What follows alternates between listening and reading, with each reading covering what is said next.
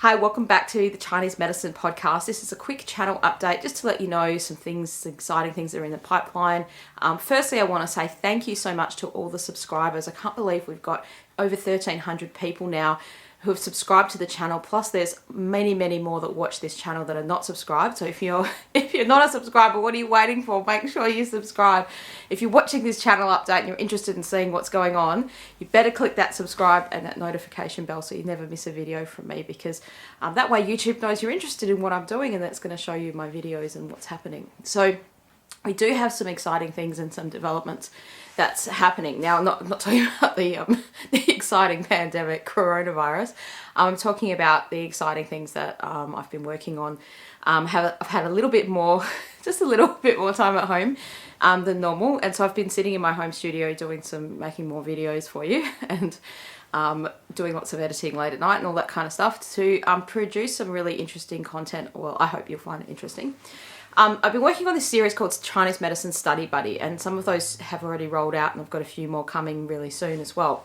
And what that's for is another section of people that are interested, that have come to my channel, that you might be studying Chinese medicine, or you're interested in studying Chinese medicine.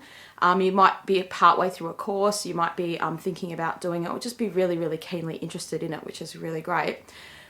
A lot of people who become practitioners, and I've always known this because I know a lot of practitioners, but especially since I've been interviewing practitioners, when you listen to their story and find out how they became a practitioner, it's often through their own health journey. So that's a very common way people experience the treatment of Chinese medicine on themselves, and then they think, I would really like to do this for other people and help the world through becoming a practitioner.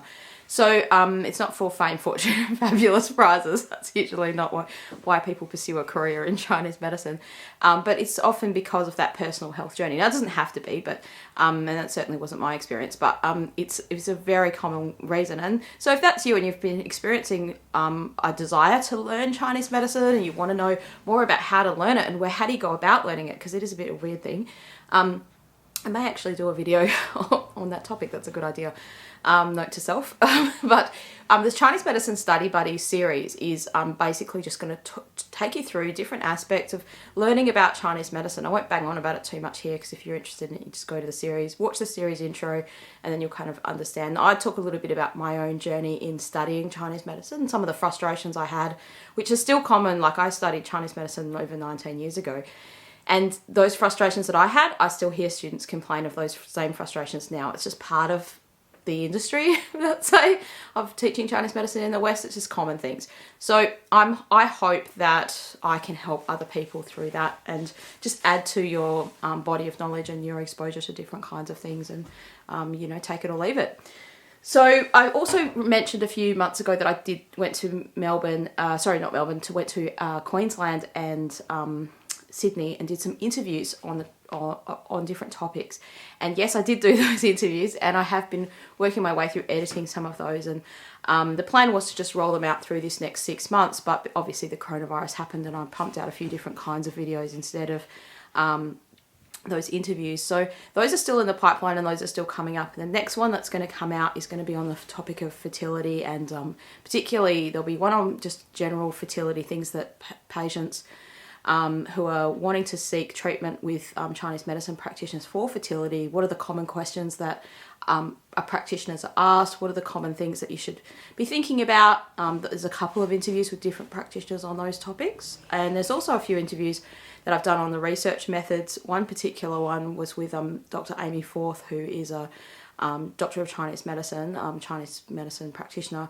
And she was talking about her involvement in research in Sydney and different IVF clinics that she's worked at, and she's director of a clinic at the moment where that's their primary focus is on fertility and pre and post IVF treatments. And we talk all about that and the research around those things, and how to read into the research, how to understand reading research, and get the most out of it for yourself. Particularly, this is aimed for patients.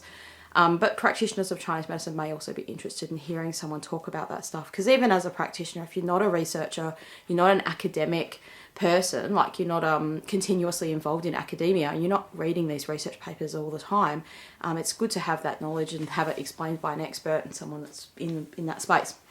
So that's coming up, and that's going to be super exciting. I also wanted to ask for your help. Now, I don't know if anyone can help here. All that I need is to cry. But it's come to my attention through one of my practitioner forums where people have sort of alerted that the Wikipedia page for acupuncture is really terrible. And what I mean by terrible, I mean it seems it's very biased in one way. And if you go on the page, you'll see what I mean. And it's when you go onto the tabs and you see who's editing it, and you can see those people have got a strong interest in what the field of life called skepticism, or they might be part of Friends of Science in Medicine, who knows. And look, that I'm all for a balanced view and presenting both sides of the coin, and especially something like an encyclopedia type of medium. It's not a selling point for something, but it surely shouldn't be so adverse. And some of the things they've said is actually it's only part of the story. I wouldn't say it's completely incorrect, but they have said a blanket statement there, something like there's, acupuncture is a pseudoscience based on insufficient research, and that's not actually true. There is a lot of research in acupuncture providing evidence if they're talking about it in that space. That's one thing. But secondly, it's a different system of medicine to Western medicine. So that sort of needs to be stated up front rather than blanketly stating, hey, it's a pseudoscience, and it just basically gives an insinuation that's a load of bunkum. You ain't got the answers. Which most people watching this channel would say, they probably agree it's not true. I mean, I know I've seen a few people in the comments what I have their say about, they think that Chinese medicine's a load of bunk, and that's... I'm asking you ain't been doing the education. You're entitled to your opinion. I'm a big believer in free speech, and that means you have to be able to accept other people's opinions that are contrary to your opinion, and I'm happy to listen to other people's opinions, and we have to accept those other opinions. But at the same time, I don't think the first thing you read on that Wikipedia page should be as it is. So if you're a person that goes on Wikipedia and you have the I've only just become familiar with how this works, but you have to, if you become a user, be editing things frequently, and then you seem to go up in the ranks, and that page is like what they call a semi-closed page or something like that. So if anyone's interested in helping out with that and you want to go and put some edits, I think the more people that do it, the better it is, and it just kind of bombards things. And one of my colleagues said, oh, nothing can change or something like that. Like, it's really hard. And yeah, sometimes things are really hard, but if enough people sing out about it, if enough people make a noise about it, then sometimes things can change. Well, that's what I believe. Maybe prove me wrong. So if you're a person that goes on Wikipedia and you know what I'm talking about, either send me an email and we can have a chat from there, or just go on the page and just edit it how you think it should be, because that's what Wikipedia is. It's like it's a community of the public who are editing it, and it seems like the community of people who are editing the acupuncture page don't seem to really know that much about the full extent of acupuncture, and they're really presenting that biased view of, well, it's just a pseudoscience and quackery, and those kind of words are really unhelpful in explaining it. Unless those people have a hell bent on saying, we'll never go to it, never try it. I've had a few really lovely comments lately on the channel. I say thank you for making those comments.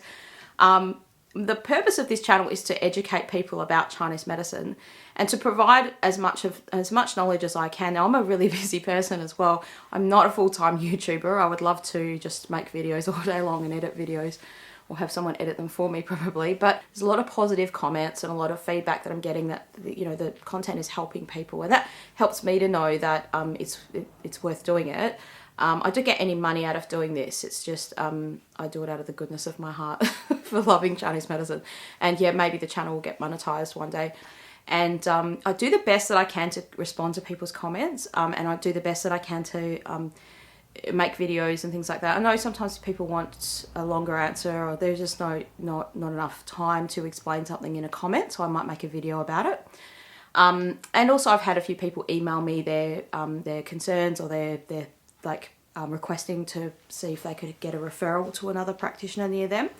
I'm happy to do those things, and it's certainly if you're looking for a practitioner near you that practices in the system of Chinese medicine that I do, or someone that I would consider a reputable person, that doesn't mean that there's not other reputable people that you can find in the world that do Chinese medicine. I don't know every person in the world that does Chinese medicine, but in the system of Chinese medicine that I studied, the website for that is called ICEAM. It's on this degree. Institute of Classics in East Asian Medicine. There you go. That there's about 400 practitioners in the world who have trained in that and graduated from that and are continuous practice of it. So if you're looking for someone who would do similar stuff to what I do in terms of herbs, not so much acupuncture. There's lots of different kinds of acupuncturists in the world, but particularly the system of Chinese medicine I practice, it's only pertains to Chinese herbs. And that kind of style of herbal medicine where we're checking your pulse and we're giving you herbs based on that pulse diagnosis. It's not the only system of pulse herb diagnosis that there is. But there are quite a few practitioners all over the world that do it. There's a lot in the US, there's heaps in Europe, in the UK, and there's some in other smaller countries in the world as well. And there's lots in Australia that do it now as well. So I'm happy to provide people referrals. If you need to tell me, don't put it in the comments because I don't think it's a good idea to put your suburb and your address type of thing in even your suburb or where you live. Don't put that on your YouTube comments because you just don't know what other people are around saying that stuff. So just send that to me in an email and say, hey Mary, I'd like to, do you know any practitioners near me? And put don't put your exact address, but just put your suburb or your county or your area or town or whatever. That you live in and your country, and I'll see what I'll have a look. And some of these people don't advertise their clinics online as much, so I just have to ask in my network who is in those areas. So it might take a couple of days to kind of get back to you, but I'll do the best that I can to do that. If you want to get personal advice from me in a health sense, I can't do that over an email. So since the coronavirus happened, I've started doing some Zoom consultations for my own patients and a few other patients that just want like specific health advice. If you want to email me a question about Chinese medicine, that's okay as well, but I can't respond to every question individually in a great deal detail. Sometimes I could use that to make a video about, and I might respond to in a video because it takes me a long time to write an email, and it also takes a long time to make a video, but I prefer to make a video than write out an email. And I won't divulge your personal information. I would never do that in a YouTube video. But I can't, I can't give people individual health advice if you're not my patient. So please bear that in mind. This channel is not a replacement for seeing your own health practitioner. So I'll do the best I can to help you find a health practitioner. And I'll sort of try to help point you in the right direction, that kind of stuff. But I can't become your health practitioner unless we enter into an agreement and you are my patient. So just so people understand that I'm not ignoring you. And as this channel grows, I get a lot of emails now and a lot of questions and things like that and concerns. And look, I understand that people are going through difficulty sometimes, like my own patients. Everyone has a story and a thing, a journey that they've gone through, and they think, oh, I've gone through all this difficulty in my life to get to this point. And they're like, who could help me? I just want to find someone that can help me, and I want to find someone that can understand what I'm going through and that kind of thing. So there are a couple of other videos on this channel that talk about how to find a good practitioner, and I think that would probably be a good thing to do, to look for when you are trying to find a new practitioner, just to go through. That's my personal step-by-step guide to kind of help you find someone, because often you need them to do the treatment on you if you're going to go down the acupuncture road for sure. And so you need them to be nearby you, close by you. And if they're going to be doing herbs remotely, the only reason I started doing the Zoom herbal consultations is because of the coronavirus, and some patients couldn't come into the clinic. And then I was finding that there were some patients that, if I can get the herbs to them, that's a different story. If you live in a country where you can't have a herbal consultation with someone over Zoom or over the video chat, if they can't get the herbs to you, because how can you take them? So these are things that you need to consider. And we are living in a changing world and a growing world. So, people have to move with the internet times. I'm talking about myself as well. So I don't want to make this too long-winded, but that's the channel update. There's some new videos coming. There's some new interviews coming. I'm working on this Chinese medicine study buddy series. If you are a student of Chinese medicine and you'd like to know about particular topics once we finish going through the Zhang Fu, let me know in the comments what you'd like to talk about next, and we can go through those different things. So I hope you are doing well. And the other thing is, I just want to reach out and say, hey, I know a lot of people are still doing it tough. It's still difficult. lots of places in the world where there's just, it might not be the virus itself or that threat of the virus, and sometimes that mental health aspect of just being scared and afraid has maybe dissipated a little bit because you're getting used to living in this new way. But it's difficult to be in a place where you don't know what's going on, in that level of uncertainty, and particularly people struggling financially and struggling with the potential loss of their business or their livelihood or their career, or not knowing what should I change my career, and people that are just graduating school, or in these milestone years and things like that. This is a really different year. It's turning out to be a crazy time, and an unexpected time, an unplanned time. Like if you'd have said to anyone, December last year, what's your goals for 2020? It didn't include spending a month or 2 months at home in your house, trying to work from home and doing your best to kind of navigate that landscape. But here we are. So I hope you are doing well, and I hope you're able to seek out some mental health help if you need that, and don't just be alone, and don't underestimate how difficult it can be to be alone, because you're not in that space all the time anyway, so you don't know how it's going to be. I'll tell you an experience from myself. Like, I'm a single person, I live by myself in my home, and I love that. I love my own company. I don't like being around too many other people all the time, and I enjoy that contrast of being able to go out and have people that you hang out with. And I'm not a party person that loves like tons of people around me, but I do need that company of your 2 or 3 or your 5 really good friends, or being able to have that intimate relationship with people in that conversational way, right? Even, and just that face-to-face conversation and being able to express all those things. Like, people need that, and it's not until you suddenly don't have that, where you can't go over to somebody's house and have a chat about how bad you feel that your life is, or the problems that you're going through, because we all go through problems. I go through problems, you go through problems, we all have problems. No one's exempt from problems.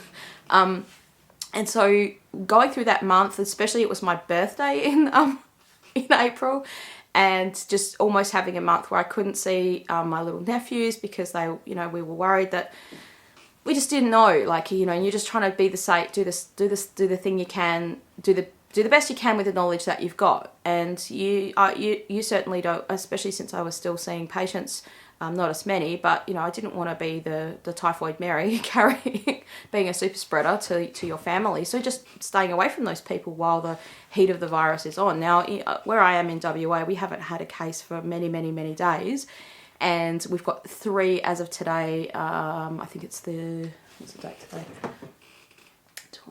Today's the 19th. As of the 19th of May, we've got 3 active cases in our state. And our state has closed our borders to the to people coming in unless they follow a strict quarantine process and all these other kinds of things. So there's not like tourists and people coming into our area. So we're doing really well, and things have eased up a lot. And it's not until then you realise, hey, I really need that, but I didn't know that I needed it until it was gone. And so I just want to reach out and say to people that sometimes there's different levels of isolation that you can feel, and you don't need to be alone in being alone. There's other ways to reach out to people, and just to recognize that, hey, I know it's not the same. Like, having a birthday party with all my family over Zoom was not the same as what I would normally. I didn't feel the same level of enjoyment as I would have had they all come to my house and we had a dinner together. Let's just be honest, right? But I mean, having a Zoom party is better than no party and no interaction. And it's good that you've got people that you can have that with. But at the same time, you have to recognise that sometimes these things take a toll on you more than you expect that they would. And so that part of mental health is being able to express that and being able to be honest about that. And it's okay to be in that place where, hey, you recognise that, if nothing else, you recognise, hey, this isn't a good way to live, and we need to find a better way to live, going forward in the future. And also, maybe you can't do anything else except for just stay home and stay apart. I mean, some people I know have the opposite problem, where they were just sick of the same people all the time because they're all stuck in that same house together, and that can also be equally as disruptive and annoying. But, you know, what it does do is it gives you an extra level of gratitude and makes you really appreciate things. And as restaurants and communities and pubs and clubs and things like that even open up, and you're allowed to go and kind of mingle with more people, and you can kind of experience, you know, life as we knew it before, you'll be much more grateful for those experiences and for those opportunities and things like that we just took for granted that we could just have all the time. So I do hope you're doing well. I didn't intend this to be a long ranting video. Yeah, I hope things are well for you, good for you, and I look forward to bringing some good content to you and helping you on your journey of Chinese medicine and learning more and more about it.